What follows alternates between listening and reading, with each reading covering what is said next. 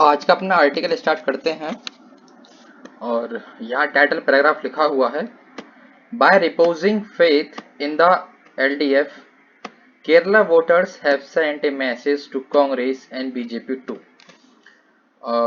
Bye means द्वारा और repositioning faith means होता है किसी चीज में अपने विश्वास को फिर से दिखाना, ठीक है ना। फेथ माने विश्वास और रिपोज माने होता है फिर से शो करना, ठीक है ना। तो जो दोबारा से विश्वास दिखाया है कहाँ पर, इन द एलडीएफ। एलडीएफ एक पार्टी का नाम है, जैसे कहते हैं लेफ्ट डेमोक्रेटिक फ्रंट, ठीक है ना। तो उस पार्टी में लोगों ने अपना विश्वास दिखाया है, ठीक है ना। और ये पार्टी कहाँ की है, यह केरला की, यहाँ पे लिखा हुआ है केरला, ठीक है ना। तो जो केरला के वोटर्स हैं, जो केरला में जो रहने वाले जो लोग हैं जिन्होंने वोट दिया है इस एलडीएफ की पार्टी को, ठीक है ना। तो उन्होंने क्या किया है, हैव सेंट ए मैसेज। तो उन्होंने एक मैसेज भी सेंड किया है, ठीक है, मैसेज भेजा है, यानी जो विश्वास दिखाया इस पार्टी में, तो विश्वास दिखाने के साथ साथ एक मैसेज भी दिया है। अब मैसेज किसके लिए दिया है, मैसेज दिया है टू कांग्रेस यानी कांग्रेस के लिए, एंड बीजेपी टू और बीजेपी के लिए भी, ठीक है ना। तो ये हमारा टाइटल पैराग्राफ है और समझ में आया होगा। आगे बढ़ते हैं, आगे लिखा हुआ है The spectacular victory of the Left Democratic Front in Kerala Assembly election has put the spotlight on its lead author, Chief Minister Pinarayi Vijayan। देखो यहाँ पर है द स्पेक्टिकुलर विक्ट्री, विक्ट्री यानी जीत, और स्पेक्टिकुलर मीन्स होता है शानदार, देखने लायक, ठीक है ना। कोई मैच भी होता है, और अगर कोई मैच बहुत अच्छा हो, ठीक है ना, जैसे कि लास्ट में अगर कभी स्थिति बन जाए टाई मैच होने की, या एक ओवर में 18-20 रन लेने वाली जो स्थिति हो जाती है, तो वो मैच बहुत शानदार हो जाता है, देखने बहुत रोमांचक हो जाता है। तो ऐसी ही एक जीत है, ठीक है, शानदार जीत है। अब शानदार जीत किसकी है, यह है लेफ्ट डेमोक्रेटिक फ्रंट की, ठीक है ना। फ्रंट यानी मोर्चा होता है, और आप कह सकते हो ये कुछ 3-4 पार्टियों का एक अलायंस है, एक गठबंधन है, ठीक है ना, जिसका नाम रखा गया है एलडीएफ, ठीक है ना। तो इसकी जो जीत है, शानदार जीत है। अब जीत कहाँ हुई है इसकी, ये जीते हैं ये लोग केरला में, in the Kerli assembly election. जो केरला में जो विधानसभा चुनाव हुए हैं वहां पर ये लोग जीते हैं।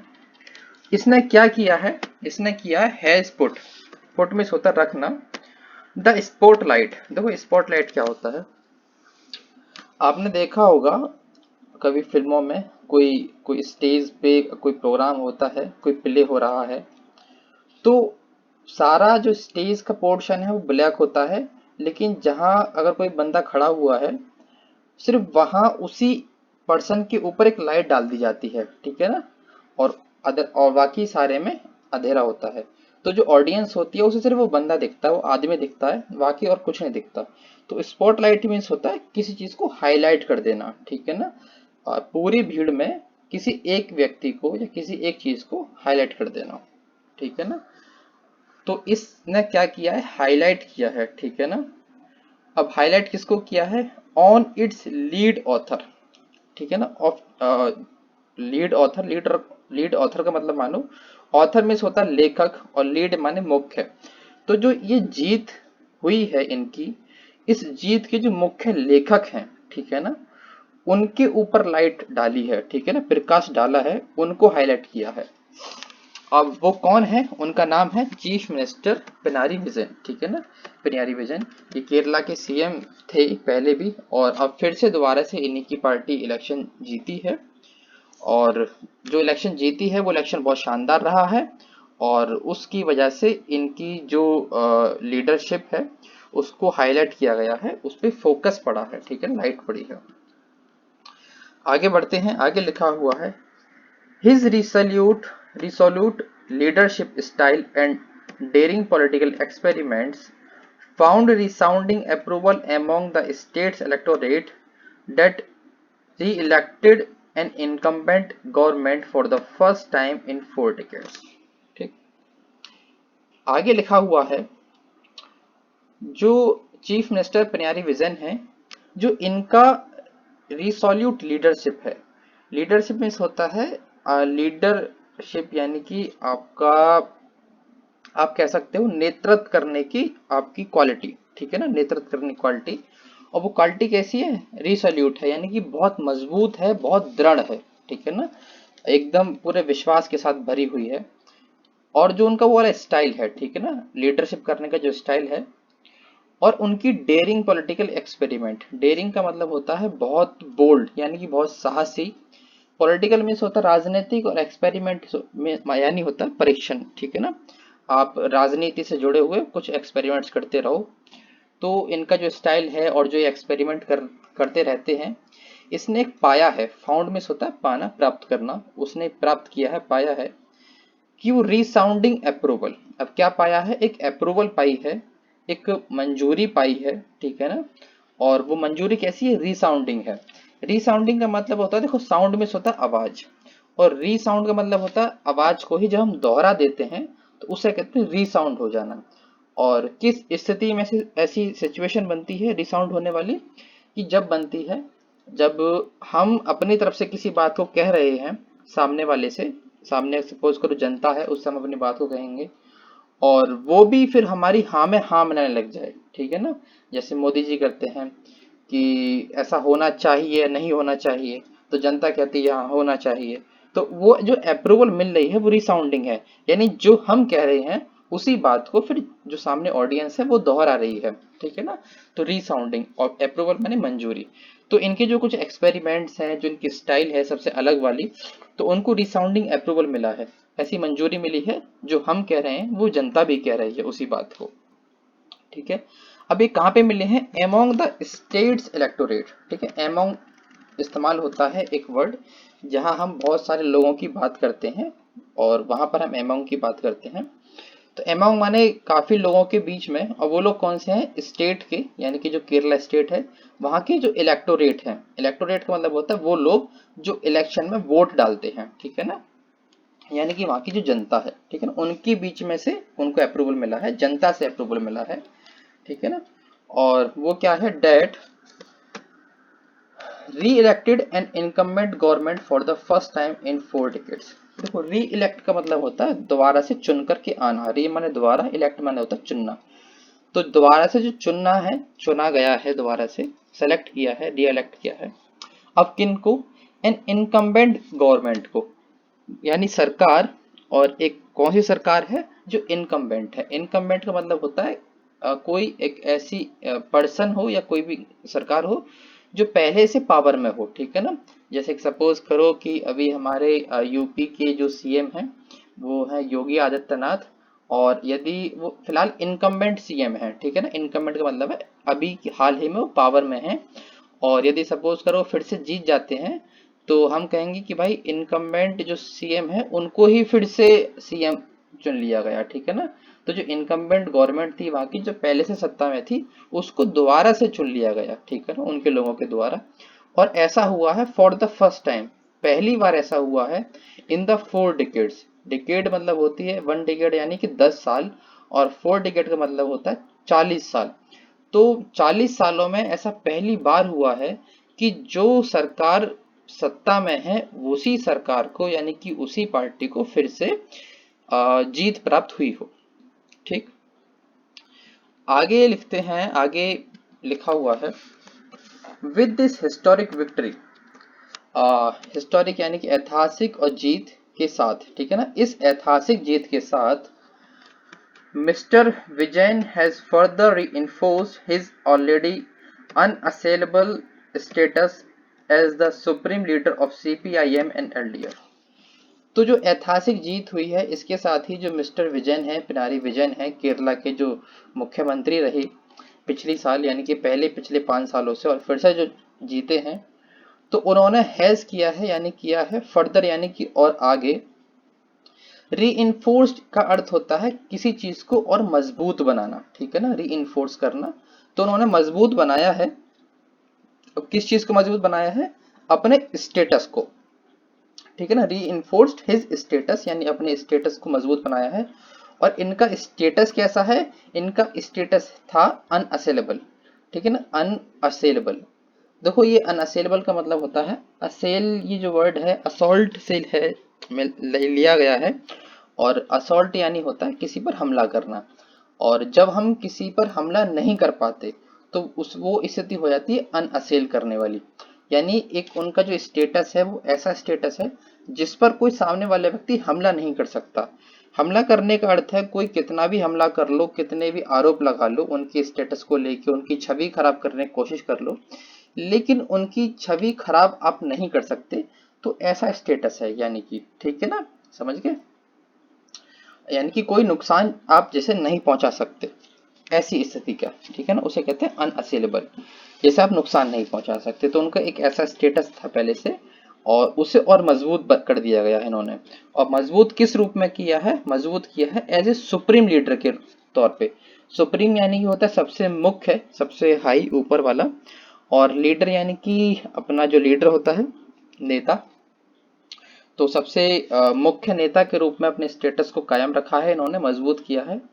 और नेता कहाँ के हैं? ऑफ CPIM, ये पार्टी है, और एंड द LDF, ये लेफ्ट डेमोक्रेटिक फ्रंट है। ये उन कुछ पार्टियों का कॉलेशन है, यानी कि पार्टियों का क्या कहते हैं उसको, अलायंस है, ठीक, गठबंधन है।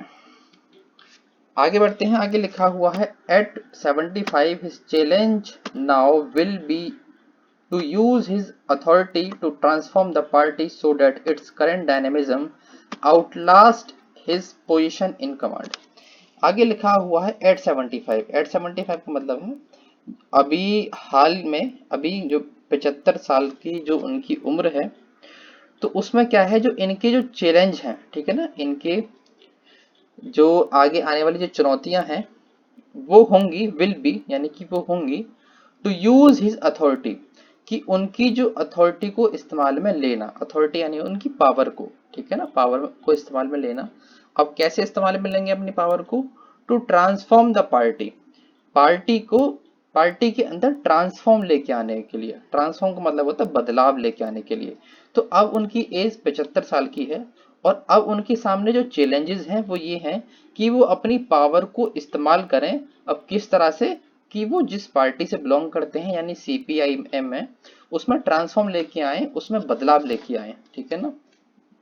सो डेट यानी कि ताकि, इट्स करेंट डायनेमिज्म, जो उनका हाल ही का, करंट का मतलब होता है जो प्रेजेंट में चल रहा है, हाल ही का, और डायनेमिज्म मिस होता है गतिशीलता, ठीक है ना, जो उस पार्टी में गतिशील हो रही है, पार्टी गतिशीलता, ठीक है, डायनेमिज्म। और जो गतिशीलता है, एक्टिव रहने की जो स्थिति है, वो आउटलास्ट रहे। आउटलास्ट का मीन्स होता है लंबे समय तक चले, ठीक है ना। जो उनके पार्टी की जो गतिशीलता है, जो पार्टी अब अच्छी रफ्तार से चल रही है, वो लंबे समय तक चले। और हिज पोजीशन इन कमांड, और जो उनकी पोजीशन है, ठीक है ना, पार्टी में, उसकी कमांड से, ठीक है ना, वो जो कमांड देंगे उसके थ्रू। तो अब ये उनके लिए एक नया चैलेंज बनकर आया है।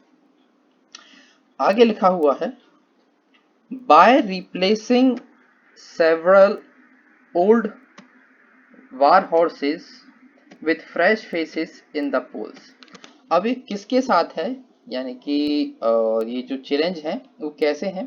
बाय यानी के द्वारा, रिप्लेस करते हुए यानी कि अपनी जगह को परिवर्तित करते हुए, अब एक जगह मतलब एक स्थान पर किसी एक इंसान की जगह पर दूसरे इंसान को रखते हुए, ठीक है ना, रिप्लेस करते हुए। सेवरल यानी कि कुछ, ओल्ड यानी कि पुराने, और वार हॉर्सेस का मतलब है जंग के घोड़े, ठीक है ना। और जंग के घोड़े एक जो शब्द है वो यहाँ पर लिखा गया है जो पार्टी के जो नेता, राजनेता जो लोग होते हैं उनके लिए, ठीक है ना। तो जो पार्टी के जो नेता हैं, जो पुराने हैं, हो गए हैं, ठीक है ना, उनको रिप्लेस करते हुए, उनको बदलते हुए, अब किनके साथ? विद फ्रेश फेसेस यानी कि कुछ नए चेहरों के साथ, इन द पोल्स यानी कि चुनाव में, पोल का अर्थ होता है चुनाव में। तो जो अब जो चुनाव हो रहे हैं या आने वाले जो चुनाव हैं, उन चुनावों में जो पुराने जो नेता हैं, ठीक है ना, पॉलिटिकल पार्टी के, इनकी जो पार्टी के जो लीडर हैं, उनको रिप्लेस करना किसके साथ? कुछ नए चेहरों के साथ, यानी कि नए लोगों को इंट्रोड्यूस कराना, पार्टी में नए लोगों को लेके आना, ठीक है ना।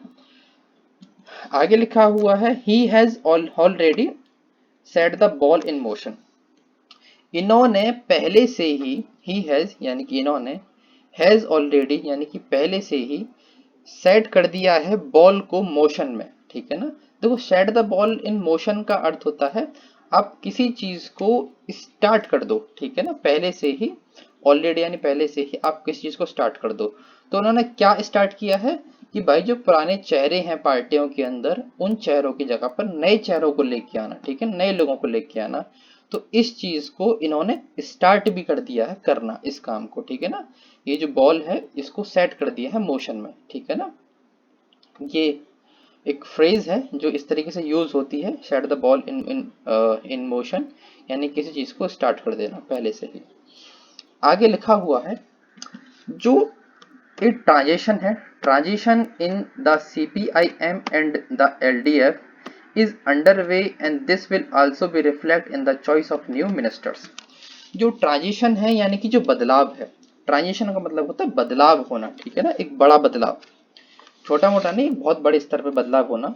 तो जो बदलाव है कहाँ पर, इस CPIM जो पार्टी का नाम है, इस पार्टी के अंदर, और द LDF ये जो गठबंधन है इसके अंदर। गठबंधन क्या होता है, 3-4 पार्टियों का या फिर 2 से ज्यादा पार्टियों का मिलजुल कर एक गठबंधन बना लेती हैं कि हाँ भाई अब हम मिलकर 3-4 पार्टियां कोई इलेक्शन लड़ेंगी या कुछ भी करेंगी, सारे काम एक साथ करती हैं, एक दूसरे के विरोध में नहीं खड़े होते वो लोग, ठीक है ना। तो उसे कहते हैं गठबंधन में होना। तो इनके अंदर जो बड़ा बदलाव जो है वो इज अंडर वे है, वो है एक प्रोसेस के अंदर, यानी कि वो चल रहा है। कोई चीज अंडर वे का मतलब होती है वो चीज अब चल रही है, ऐसा काम हो रहा है, ठीक है ना।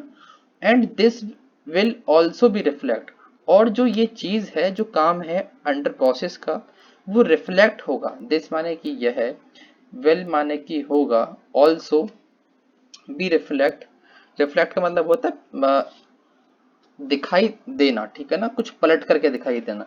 जैसे कि आप शीशे में से अगर आप एक सूरज की रोशनी होती है, जैसे हम चेहरा देखते हैं शीशे में अपना चेहरा, तो वहां पर हमारी इमेज रिफ्लेक्ट होती है, ठीक है ना।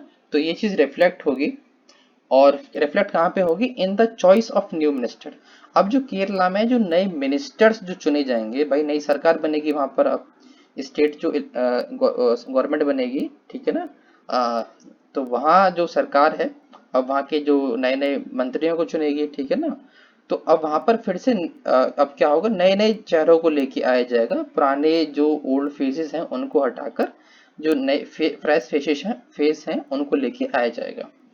तो ये चीज देखने को मिलेगी जब वहां पे मिनिस्टरों को चुना जाएगा, ठीक, कि हाँ भाई जो बड़े बदलाव हैं वो आए लेके आए जा रहे हैं, ठीक है ना, उनको लाया जा रहा है बड़े बदलावों को।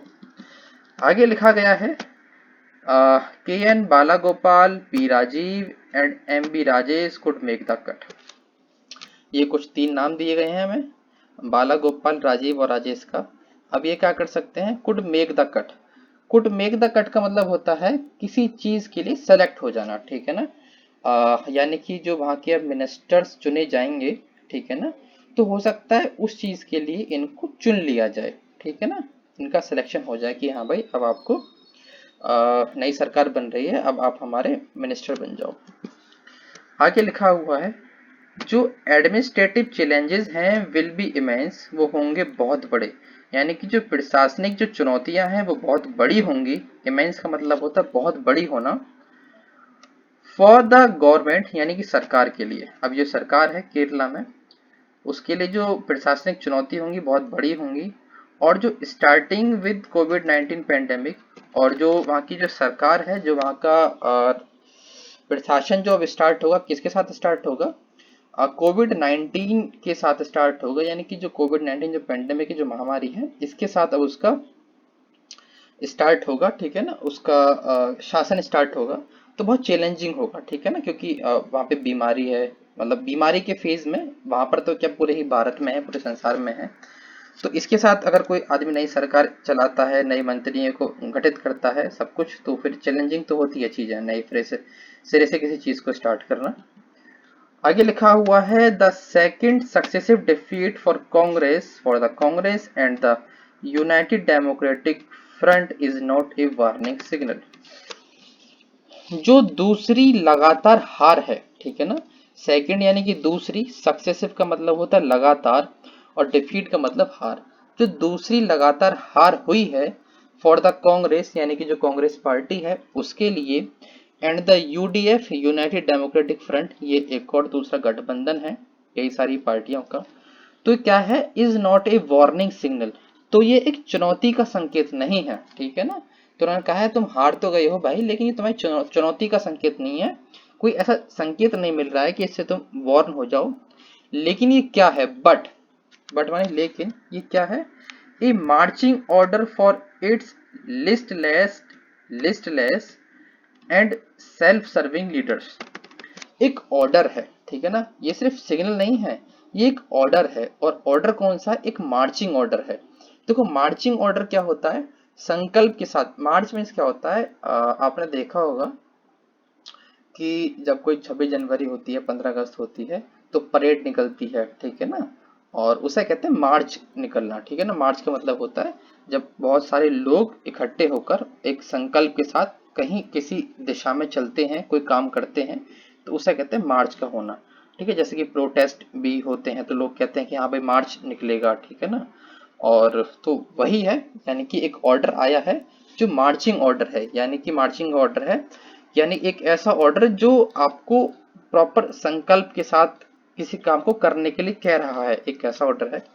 अब क्या के लिए, फॉर इट्स यानी कि जो जो पार्टियां हैं उनके लिस्टलेस और सेल्फ सर्विंग लीडर के लिए, यानी कि लीडर यानी कि ऐसे नेताओं के लिए जो सेल्फ सर्विंग हो, यानी कि सेल्फिश हो, स्वार्थी हो, ऐसे नेता जो सिर्फ अपने लिए काम करते हैं, खुद को ही सर्व करते हैं, और लिस्टलेस हैं।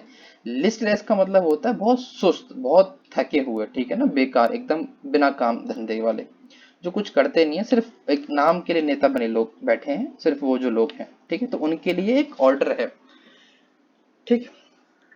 आगे लिखा हुआ है, the current crop of Congress leaders is out of touch with the evolving Malayali, जो हाल ही का, जो करंट का, जो प्रेजेंट का जो क्रॉप है, क्रॉप का मतलब खेती है, ऑफ कांग्रेस लीडर यानी कि जो कांग्रेस के नेता हैं।